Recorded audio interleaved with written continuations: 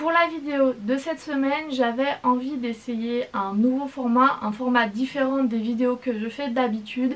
Et donc je voulais revenir sur les actualités de la semaine en Première Ligue, c'est-à-dire tout ce qui s'est passé et qui va arriver entre le lundi 29 avril 2024 et le dimanche 5 mai 2024.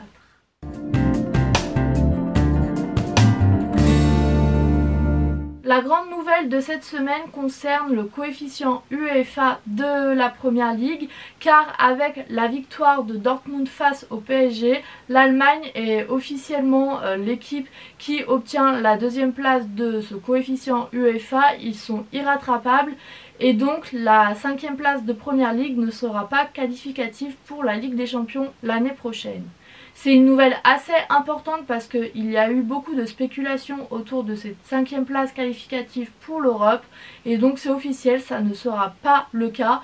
La 5e place qualificative restera une place pour l'Europa League et non pour la Ligue des Champions. En Europe toujours, le dernier club représentant de la Première Ligue, Aston Villa, en Europe, a été battu 4-2 par l'Olympiakos à domicile.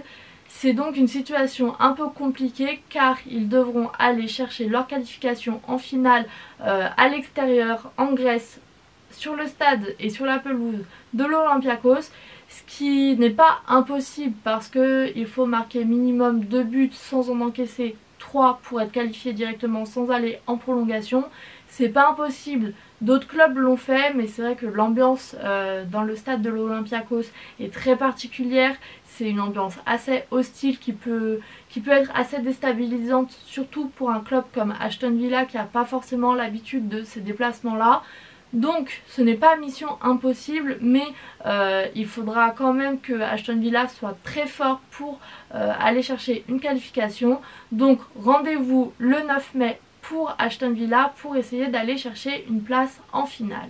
Dans les autres actualités de la semaine, la Football Writers Association, qui est une association qui réunit environ 800 journalistes anglais et gallois, ont décerné les trophées de meilleurs joueurs et joueuses de l'année.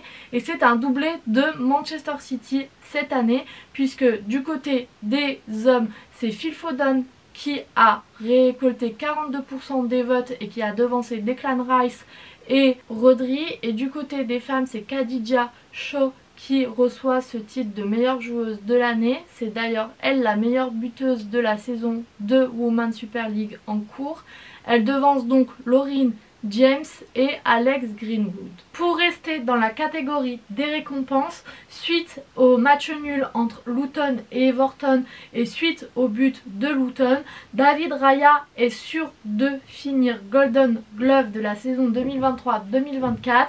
Il était en concurrence avec Pickford et avec 15 clean sheets pour 30 matchs. Il est sûr d'au moins partager cette récompense avec Pickford, mais il ne pourra plus être dépassé. Pour les infos de la semaine, voilà ce qui s'est passé. Il y a aussi eu des matchs assez importants en Première Ligue, donc on est parti pour une page résultats.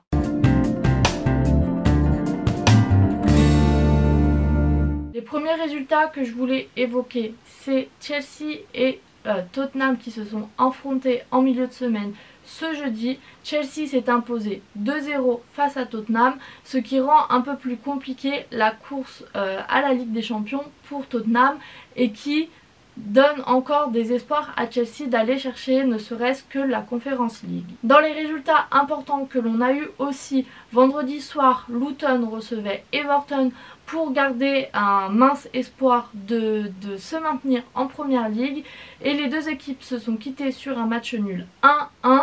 Donc ça va être compliqué pour Luton Town, mais ils sont encore mathématiquement dans la possibilité de se maintenir. Il faudra voir ce week-end les résultats qu'il y a dans les autres matchs et dans le reste de la saison. Il y a eu aussi des résultats intéressants pour la course au titre. Arsenal s'est imposé face à Bournemouth et donc met la pression sur Manchester City qui a donc 2 matchs de retard en attendant le match de ce samedi soir à 18h30. Donc la course au titre bat encore son plein.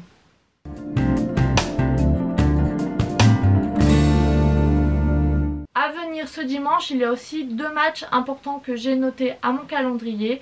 Tout d'abord à 15 h il y aura un derby entre West Ham et Chelsea qui certes n'a pas forcément beaucoup d'enjeux mais qui est toujours intéressant à voir, ça reste un derby. Et le gros choc de ce week-end en Première Ligue, c'est le match entre Liverpool et Tottenham qui va être un match un peu particulier entre 2 équipes en difficulté. Entre Liverpool qui est sur une de saison qui n'était pas attendue et qui n'était pas espérée par les supporters et par les joueurs, par le coach. En tout cas, c'est une équipe qui va mal en ce moment. Mais Tottenham va très mal aussi en ce moment, donc ça va être un match intéressant avec 2 équipes qui peuvent potentiellement garder de petits espoirs de titre et de Ligue des Champions, mais qui globalement n'ont plus grand chose à espérer de cette saison. Voilà pour les actus de la semaine. J'ai essayé de faire quelque chose de nouveau. N'hésitez pas à me dire s'il y a des choses à rajouter, s'il y a des choses à modifier, si cette vidéo vous a plu. Et quant à moi, je vous dis à bientôt pour une nouvelle et salut!